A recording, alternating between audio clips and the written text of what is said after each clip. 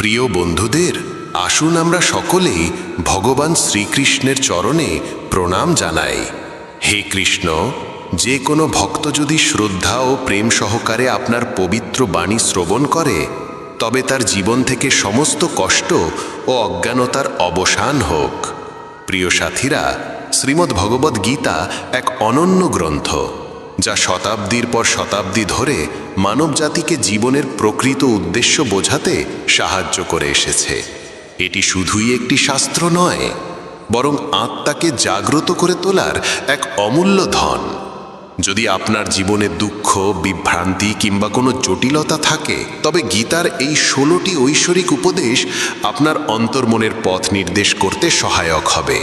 প্রিয় বন্ধুরা, আমাদের ইউটিউব চ্যানেল মেসেজ অব ধর্ম এই মহামূল্যবান বার্তাগুলি আপনাদের কাছে পৌঁছে দেওয়ার চেষ্টা করছে, যাতে আপনাদের চিন্তাধারা, ব্যবহার ও ভবিষ্যৎ এই তিনটি আলোকিত হয়ে উঠতে পারে।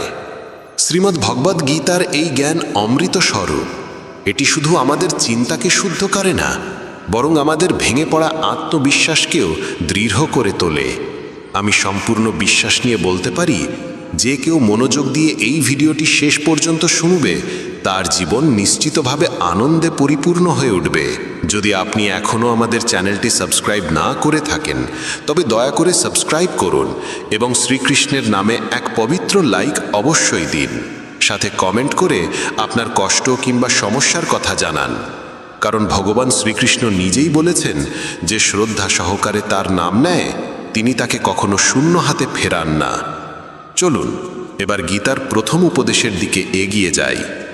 বন্ধুরা, যে ব্যক্তি বারবার আপনার প্রশংসা করে কিংবা অত্যধিক মধুর বাক্য বলে, তার বিষয়ে সাবধান হওয়া উচিত, কারণ প্রায়শই মিষ্টি কথার আড়ালে স্বার্থ লুকিয়ে থাকে। প্রশংসা তখনই করা হয় যখন কারো আপনার থেকে কিছু পাওয়ার প্রয়োজন হয়। মনে রাখবেন, বিনামূল্যে প্রশংসা এই পৃথিবীতে খুবই বিরল। দ্বিতীয় উপদেশে বলা হয়েছে, যা চোখে দেখা যায় তাই সত্য, এমন ভাবার কোনো মানে নেই। চোখও অনেক সময় প্রতারণা করতে পারে। অনেক সময় যে দৃশ্য সত্য বলে মনে হয়, সেটি শুধুই একটি ভ্রম। তাই ভগবান শ্রীকৃষ্ণ বলেন, কাউকে বিশ্বাস করার আগে বুঝে শুনে ও অভিজ্ঞতার আলোকে যাচাই করা প্রয়োজন। তৃতীয় উপদেশ হল, যে কর্ম কেবলমাত্র কিছু আশা বা লালসা থেকে করা হয়, তা মনকে শান্ত করে না, আত্মাকেও তৃপ্তি দেয় না। চাহিদার অতিরিক্ততা মানুষকে কখনোই সম্পূর্ণ সুখ অনুভব করতে দেয় না। প্রত্যাশা অনুযায়ী ফল না পেলে মানুষ দুঃখিত হয়ে পড়ে। ভগবান শ্রীকৃষ্ণ বলেন, হে অর্জুন, নিজেকে আমার চরণে সমর্পণ করো, নিঃস্বার্থভাবে কর্ম করো, ফলের চিন্তা না করে কেবল নিজের কর্তব্য পালন করো। এতে করে মন নির্মল হবে এবং আত্মা শান্তি লাভ করবে। যখন মানুষ তার ইন্দ্রিয়ের অধীনে চলে যায়, তখন সে পথভ্রষ্ট হয়ে পড়ে। হিংসা, বিদ্বেষ ও কুটিলতার বীজ হৃদয় স্থান নিলে সে শুধু নিজের নয়, অন্যের কর্মের ফলও ভোগ করে। যে ব্যক্তি নিজের ধর্ম ও কর্তব্য থেকে বিচ্যুত হয়, সে জীবনে কখনো উন্নতি করতে পারে না, মুক্তির দিকেও এগোতে পারে না। শুভকর্ম নিশ্চিতভাবে ফল দেয় ও দুষ্টকর্ম তার সঙ্গে শাস্তি এনে দেয়। ভগবান বলেন, আমি অতীত, ভবিষ্যৎ ও বর্তমানের প্রতিটি পরিস্থিতি এবং তার ফলাফল জানি। তাই কর্ম করার সময় ফলের চিন্তা করবে না। তোমার মনোযোগ শুধু তোমার ধর্মে থাকা উচিত। কর্ম যেমনই হোক, তার প্রভাব তোমার পেছনে ছায়ার মতো লেগে থাকবে, যতক্ষণ না তুমি তার পূর্ণ ফল ভোগ করো। সময়ের আগে এবং ভাগ্যের চেয়ে বেশি কিছু কেউ কখনো পায় না, যতই চেষ্টা করুক না কেন। প্রতিটি মানুষ জীবনে বড় কিছু পাওয়ার আকাঙ্ক্ষা রাখে, কিন্তু পরম সত্য এই, যা কিছু হয় ঈশ্বরের নির্ধারিত সময়েই তা সম্ভব হয়। সাধারণ মানুষ সব সময় সেই মহাপুরুষদের থেকে অনুপ্রেরণা নিতে চায়, যাদের কীর্তি সারা পৃথিবীতে ছড়িয়ে পড়েছে। কিন্তু কেবল বাইরের অনুকরণ করলেই কেউ মহান হয়ে ওঠে না, যতক্ষণ না সেই মহান মানুষের আত্মশক্তি, ত্যাগ, শৃঙ্খলা ও ধৈর্যকে হৃদয়ে ধারণ করা যায়। পৃথিবী তোমাকে তেমনই দেখবে, যেমন দৃষ্টিভঙ্গি ও শক্তি নিয়ে তুমি নিজের পথে চলবে। তুমি যদি অন্যদের প্রতি ভালোবাসায়, সহানুভূতি ও সদ্ভাবে দৃষ্টিতে তাকাও, তাহলে অন্যরাও তোমার প্রতি তেমনই দৃষ্টিভঙ্গি পোষণ করবে। মানুষ যখন নিজের ভেতরের আকাঙ্ক্ষাগুলিকে সংযত করতে পারে না, তখনই সে অসৎ প্রবৃত্তির প্রতি আকৃষ্ট হয়ে পড়ে। খারাপ অভ্যাসের জন্ম হয় তখনই, যখন আমাদের ইন্দ্রিয়বৃন্দ আমাদের চেতনার ওপর প্রাধান্য পায় এবং আত্মার কণ্ঠস্বর হারিয়ে যায়। বাহ্যিক সৌন্দর্যের মোহে পড়ে মানুষ নিজের আত্মিক উন্নয়নকে ভুলে যায়। ভগবান শ্রীকৃষ্ণ বলেন, যে ব্যক্তি নিজের ইন্দ্রিয়কে নিয়ন্ত্রণে রাখতে পারে সেই প্রকৃত যোগী। যেমন একটি ছোট প্রদীপ গভীর অন্ধকার দূর করে দিতে পারে, তেমনি জ্ঞানীর একটি ক্ষুদ্র আলোকরশ্মিও আমাদের অন্তরের অজ্ঞানতা দূর করতে পারে। যখন বিশ্বাস ও বিবেকের প্রদীপে মনো অন্ধকার দূর হয়, তখন জীবনের পথ নিজেই পরিষ্কার হয়ে যায়। যদি আপনি নিজের জীবনে ইতিবাচক চিন্তা ও আত্মবিশ্বাসের আলো জ্বালাতে পারেন, তবে অজ্ঞানতা ও ভয় আপনা আপনি বিলীন হয়ে যাবে। শ্রীমদ্ ভগবদ্ গীতার চতুর্থ উপদেশ এই যে অন্যকে নিজের শক্তির উৎস ভেবে নেবেন না। যারা বারবার অন্যের ওপর নির্ভর করে তারা ধীরে ধীরে আত্মবিশ্বাস হারিয়ে ফেলে এবং অন্তর থেকে দুর্বল হয়ে পড়ে। যতক্ষণ না অন্যের ওপর নির্ভরতা আপনার আত্মিক স্বাধীনতাকে আঘাত করছে, ততক্ষণ পর্যন্তই তা গ্রহণযোগ্য। যারা মনে মনে এই ভাবনায় স্বস্তি পায়, এই মানুষটা আছে, সে আমাকে রক্ষা করবে, সেই ব্যক্তিরাই সময় আসলে সবচেয়ে বেশি একাকী হয়ে যায়। যে নিজে জীবন সংগ্রামে জর্জরিত, সে কিভাবে আপনাকে সহায়তা করবে? ভগবান শ্রীকৃষ্ণ বলেন, সত্যিকারের সহায় সেই যে আপনাকে কখনো একা ফেলে না, আর সে একমাত্র আমি। আপনার বিশ্বাস যদি ঈশ্বরের সঙ্গে আবদ্ধ থাকে, তবে তা আপনাকে কখনো দুর্বল হতে দেবে না। যখন মানুষ আন্তরিক হৃদয়ে ঈশ্বরকে ডাকে, তখন ঈশ্বর কোনো না কোনো রূপে সাহায্য পাঠান। পৃথিবীকে নিজের সহায় ভেবো না, এই পৃথিবী নিজেই অসহায়। যাদের কাঁধে ভর দিতে চাও, তারা নিজেরাও কারো না কারো খোঁজে রয়েছে। গীতার পঞ্চম শিক্ষা এই, ক্রোধ এক আগুন যা প্রথমেই নিজের ঘর জ্বালিয়ে দেয়। একজন রাগী মানুষের না কোনো বন্ধু থাকে, না কোনো স্থায়ী সম্পর্ক। সবাই তার থেকে দূরে সরে যেতে চায়, কারণ রাগের ফলে কেবল আঘাতই পাওয়া যায়। যে ব্যক্তি নিজের ক্রোধকে নিয়ন্ত্রণ করতে পারে না, সে জীবনের কোনো পরিস্থিতিকেই ঠিকভাবে সামলাতে পারে না। রাগের মুহূর্তে বলা কথা ও করা কাজ চরম অনুশোচনার কারণ হয়ে দাঁড়ায়। প্রিয় বন্ধুরা, ভগবান শ্রীকৃষ্ণ বলেন, যে নিজের মনকে শান্ত রাখতে পারে সেই প্রকৃতভাবে জগতের বিজয়ী। শ্রীমদ্ ভগবদ্ গীতার ষষ্ঠ উপদেশ আমাদের এই শিক্ষাই দেয় যে ঈশ্বরে বিশ্বাস রাখো এবং জীবনের প্রতিটি পরিস্থিতিতে তাকে হৃদয় থেকে স্মরণ করো। যখন তুমি ভক্তিভরে শ্রদ্ধাভরে তাকে স্মরণ করো, তখন তিনি অদৃশ্য রূপে তোমার রক্ষা করেন। ঈশ্বর তোমার কথা শোনেন কি না, এই প্রশ্ন তখনও পর্যন্ত থাকবে যতক্ষণ না তোমার মধ্যে শ্রদ্ধা পূর্ণতা লাভ করে। যিনি নিঃস্বার্থ প্রেম আর আত্মসমর্পণের সঙ্গে তাকে ডেকেছেন, ঈশ্বর তাকে কখনো নিরাশ করেননি। যদি তুমি কারোর উপকার করো, তাহলে সেটা কখনো নিজের অর্জন বলে মনে করো না। উপকারের গর্ব করলে সেই কর্ম নিষ্ফল হয়ে যায়, আর তার থেকে জন্ম নেওয়া পুণ্য ধুলায় মিশে যায়। প্রকৃত উপকারী তো ঈশ্বর নিজেই। আমরা সবাই তার হাতে গড়া কেবল পুতুল মাত্র। যদি কোনো ভালো কাজ করার সময় তোমার মনে অহংকার জেগে ওঠে, তবে জেনে রেখো সেই পুণ্যও বৃথা চলে গেল। যদি তুমি রাগের বশে নিজেকে ঈশ্বরের চেয়েও বড় বিচারক ভাবতে শুরু করো, তাহলে বুঝে নিতে হবে তুমি তার সৃষ্টি করা কর্ম নিয়মে বিশ্বাস হারিয়ে ফেলেছ। মনকে সন্দেহ দিয়ে কলুষিত করো না, কারণ সন্দেহ এমন এক বীজ যা বড় হয়ে বিভ্রান্তি আর দুঃখের বিশাল বৃক্ষে পরিণত হয়। যদি কেউ তোমার সঙ্গে অন্যায় করে, তার বিচার সময় ও কর্ম নিজেরাই করবে। তুমি শুধু তোমার চিন্তা ও কাজকে পবিত্র রাখো। উপকারের থেকেও মহান হয় পরোপকার, যেখানে কোনো লাভের আশা থাকে না, কেবলমাত্র সেবার অনুভব থাকে। চিন্তা করো না, চিন্তন করো।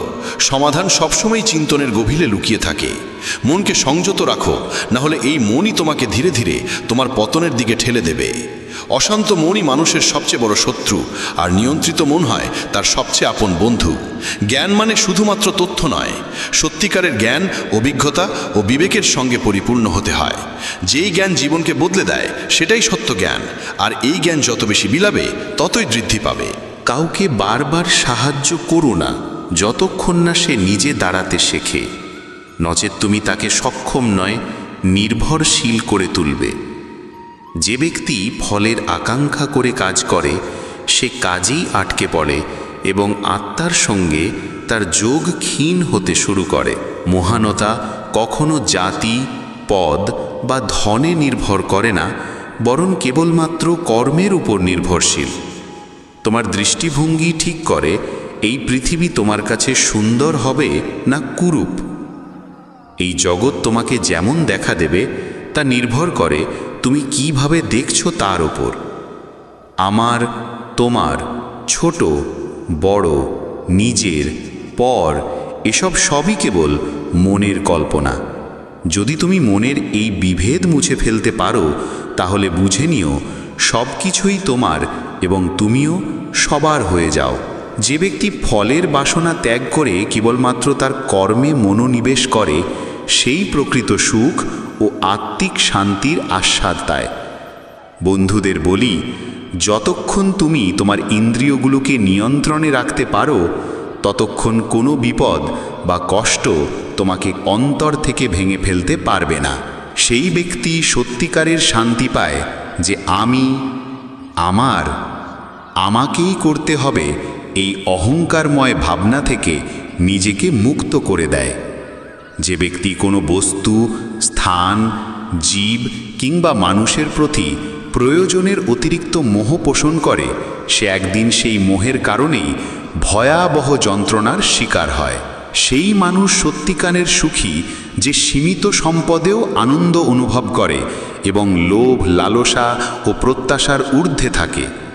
ভগবান শ্রীকৃষ্ণ বলেন, যে ব্যক্তি তার চঞ্চল মনকে বশে আনতে পেরেছে সেই ব্যক্তি প্রকৃত অর্থেই জীবনের আসল সম্পদ শান্তির যোগ্য হয়ে ওঠে। মন যদি অশান্ত হয় তবে সমস্ত দুঃখের মূল সেখানেই, আর যদি মন স্থির ও সুষম হয় তাহলে সেটাই আনন্দের উৎসে পরিণত হয়। বন্ধুগণ, ধৃতরাষ্ট্রের মতো উদাহরণ থেকে শিক্ষা গ্রহণ করো।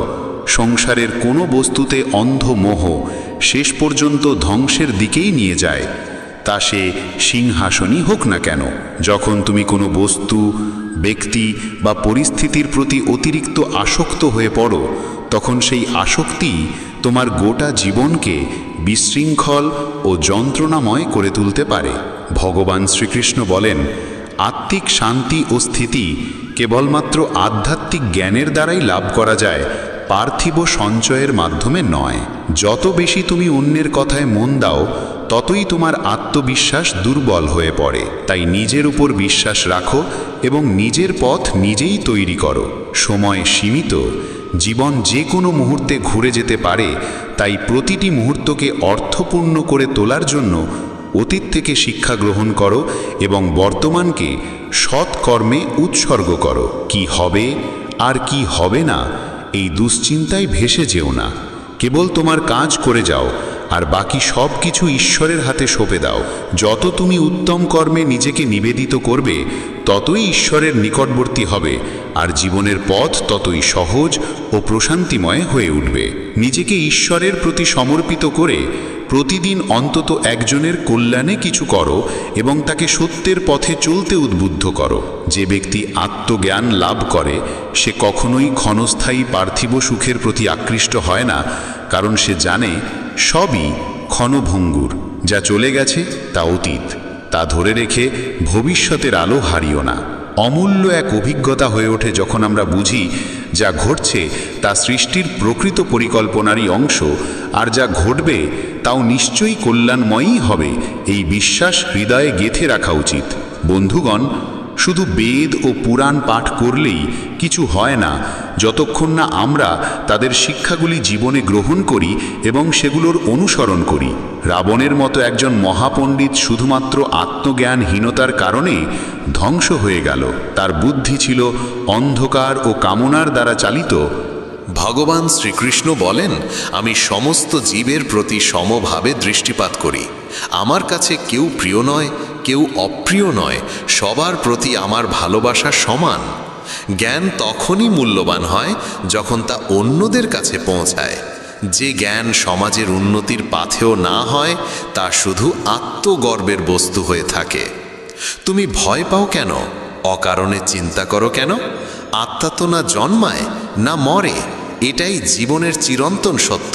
মানুষেরই কর্ম তাকে ঈশ্বরের নিকটবর্তী করে তোলে অথবা দূরে সরিয়ে দেয়। তাই সতর্ক থেকো এবং সদা সৎকর্মে রত থেকো।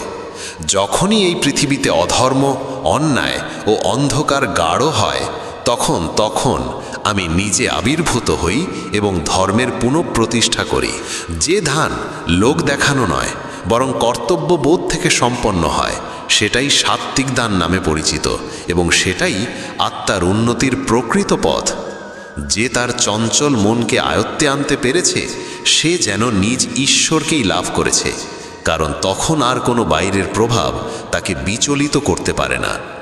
এমন জ্ঞানী ব্যক্তিকে দুঃখের ক্লেশ স্পর্শ করে না, সুখে সে অহংকারে গর্বিত হয় না, শীত, গ্রীষ্ম কিংবা অপমান সম্মান তার চিত্তকে বিহব্বল করতে পারে না। সে যেন সমস্ত কিছুর ঊর্ধ্বে অপ্রভাবিত ও আত্মস্থ। যারা প্রকৃত জ্ঞানী, তারা এই সংসারের ক্ষণস্থায়িত্ব গভীরভাবে উপলব্ধি করেছেন, তাই তারা জন্মের চিন্তায় কাতর হন না, মৃত্যু ভয়েও বিচলিত হন না। তাদের মন স্থির ও আত্মায় নিমগ্ন থাকে। তারা জানেন আত্মা কখনো জন্মায় না, কখনো মরেও না, শুধু দেহের পরিবর্তন ঘটে। বন্ধুগণ, এই জীবন নামক রথকে সঠিক পথে চালিত করতে হলে আমাদের উচিত বিনা দ্বিধায় আমাদের কর্তব্যগুলি পালন করা। গৃহস্থ জীবনে থেকেও যদি কেউ সত্য, সেবা ও ত্যাগের পথে চলে, তবে তাকেও তপস্বী গণ্য করা হয়, যেমন এক বনবাসী ঋষিকে করা হয়।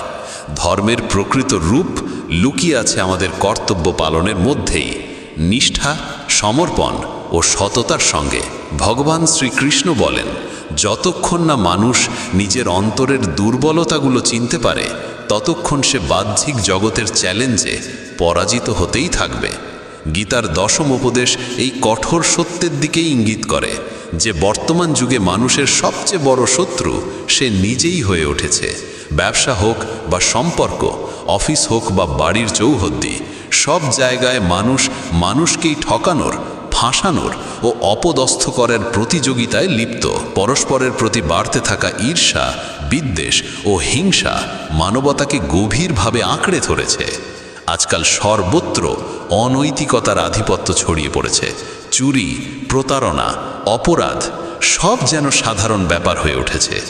যতই কলিযুগ নিজের চূড়ান্ত পর্যায়ের দিকে অগ্রসর হচ্ছে, ততই শাস্ত্রে বর্ণিত ভবিষ্যৎবাণীগুলি সত্য প্রমাণিত হচ্ছে।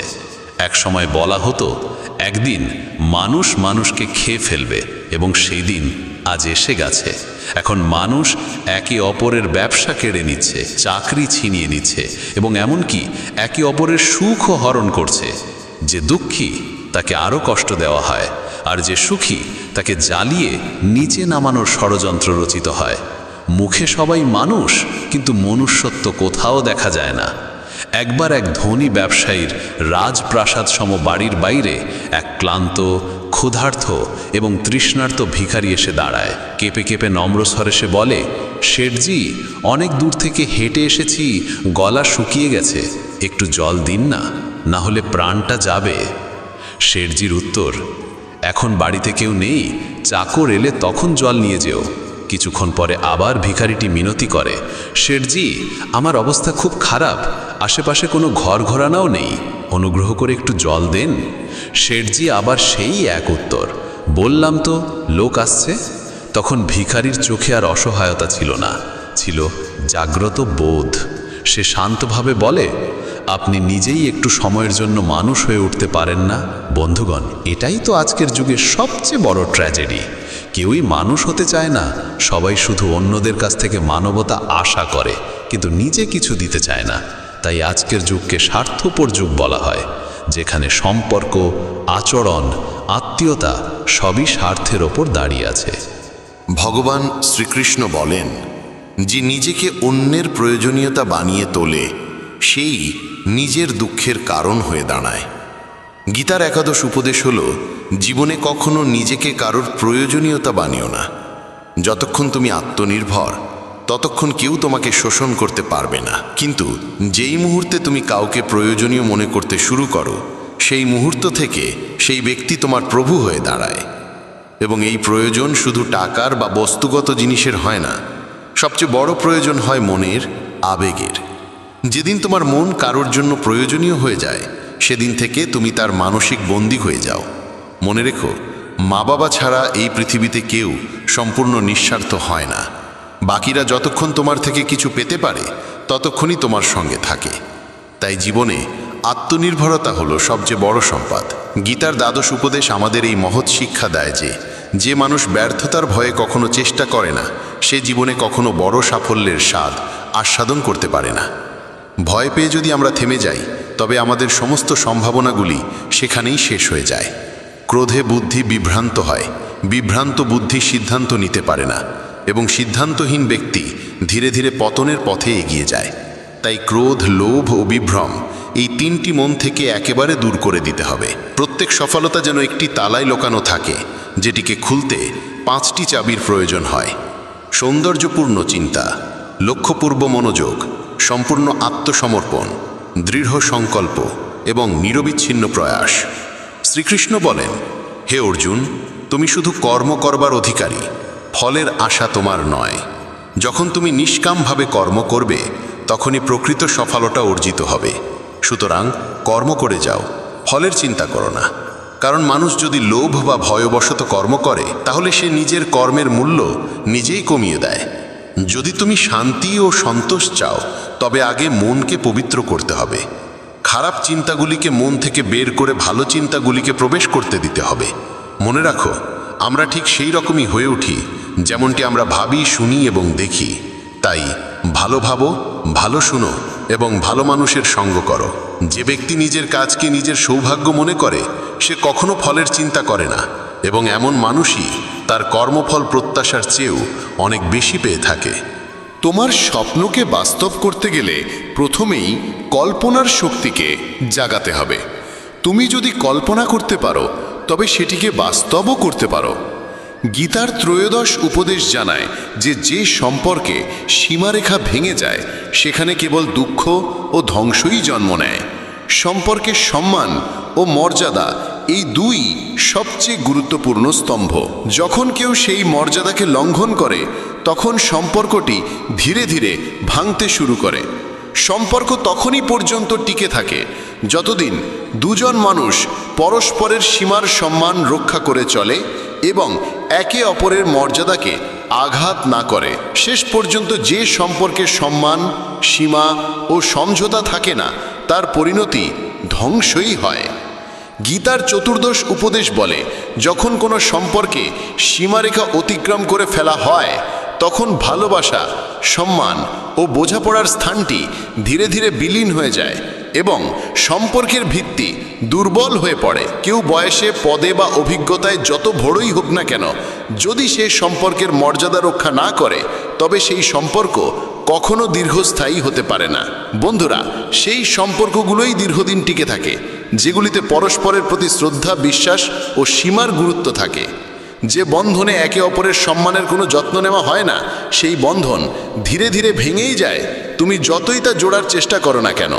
গীতার পঞ্চদশ উপদেশ আমাদের শেখায় যে এমন মানুষদের থেকে সতর্ক থাকা উচিত যারা সামনাসামনি তোমার মঙ্গলকামী হয়ে ওঠে, কিন্তু পেছনে থেকে তোমার ক্ষতি করার ছলচাতুরির পরিকল্পনা করে।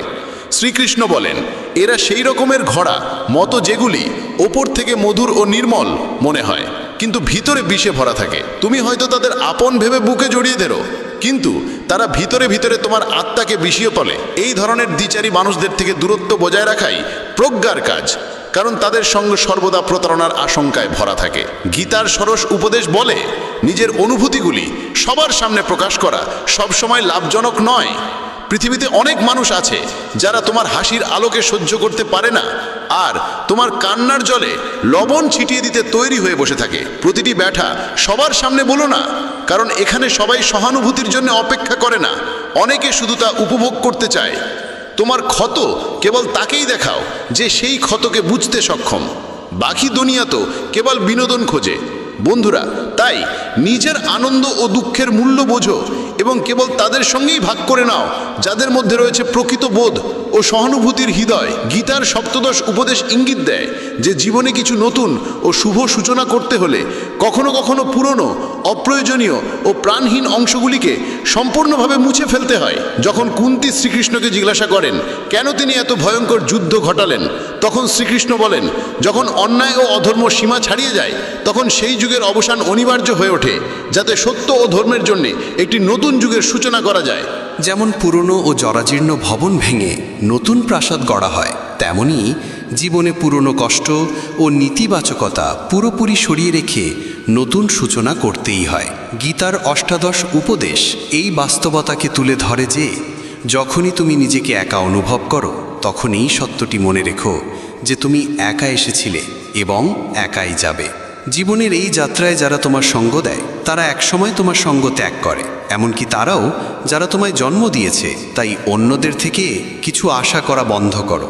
যদি কেউ তোমায় ছেড়ে চলে যায় তবে ভেঙে পড়ার কিছু নেই, কারণ শ্রীকৃষ্ণ বলেন, যেই আমাকে মানে বা না মানে আমি প্রতিটি আত্মার সঙ্গে সর্বদা বিরাজমান।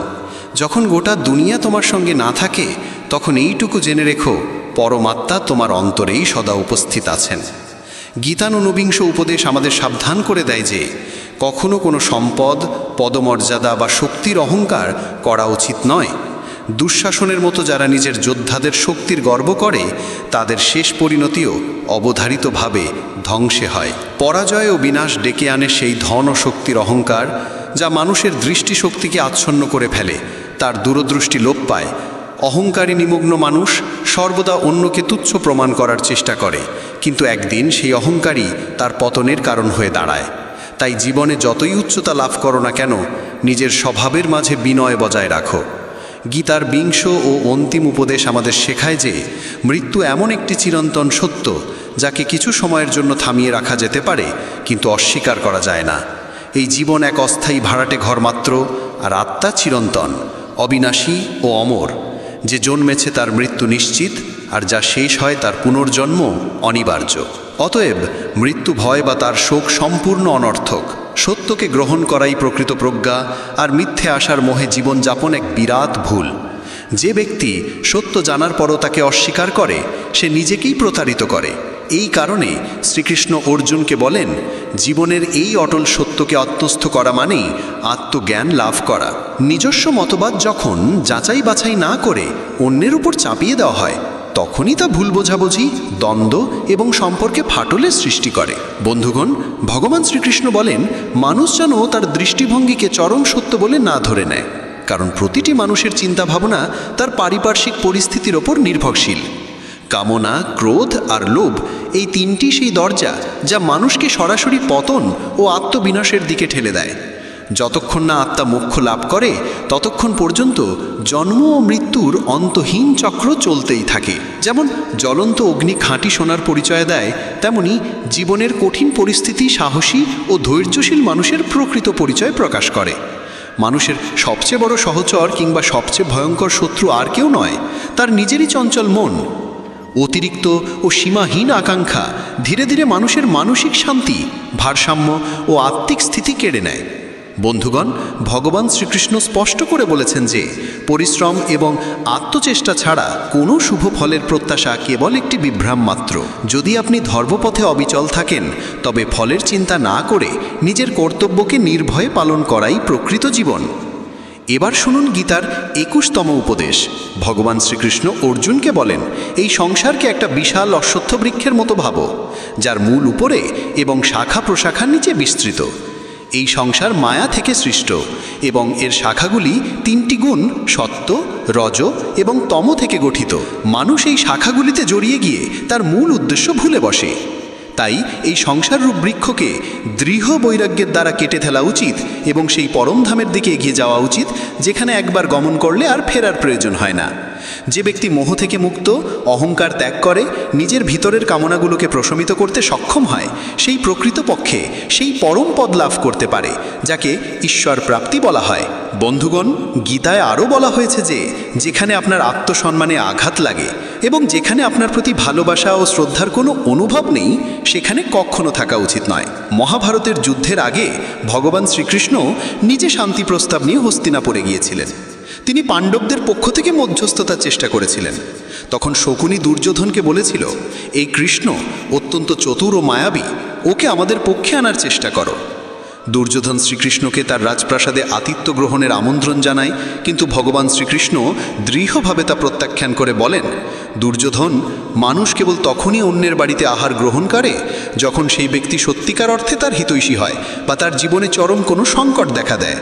আমার জীবনে এখন কোনো সংকট নেই, আর তোমার সঙ্গে আমার কোনো প্রকৃত প্রেম নেই, তাই তোমার আতিথ্য গ্রহণ করা আমার ধর্মের পরিপন্থী হবে। বন্ধুগণ, এই ঘটনা আমাদের শিক্ষা দেয় যে যেখানে কেবল স্বার্থ লুকিয়ে থাকে, যেখানে ভালোবাসা কেবল ভান এবং সম্মান শুধু কথার খাতিরে, সেখানে যাওয়া মানে নিজের আত্মমর্যাদার অপমান। আপনাকে সবসময় সেখানে থাকতে হবে যেখানে আপনার অস্তিত্বকে সম্মান করা হয়, আপনার কথার মূল্য থাকে এবং আপনার অনুভবকে বোঝা হয়। যেখানে ভালোবাসা, ভক্তি ও সত্যের ভিত্তি থাকে সেখানেই থেমে থাকো। যেখানে কেবল আপনাকে ব্যবহার করা হয় সেখান থেকে নিজেকে সরিয়ে নিন। শেষমেশ জীবনে আপনার আসল স্থান কেবল সেখানেই যেখানে আপনাকে সত্যিকারের সম্মান দেওয়া হয়, নিঃস্বার্থ আপনতা মেলে, আর যেখানে আপনাকে ভালোবাসা দেওয়া হয়। বন্ধুগণ, আজকের এই দিব্য কথা এখানেই শেষ। আশা করি এই কাহিনী আপনাদের হৃদয়কে স্পর্শ করেছে এবং আপনাকে জীবনের পথে এগিয়ে চলার এক নতুন দিশা দিয়েছে।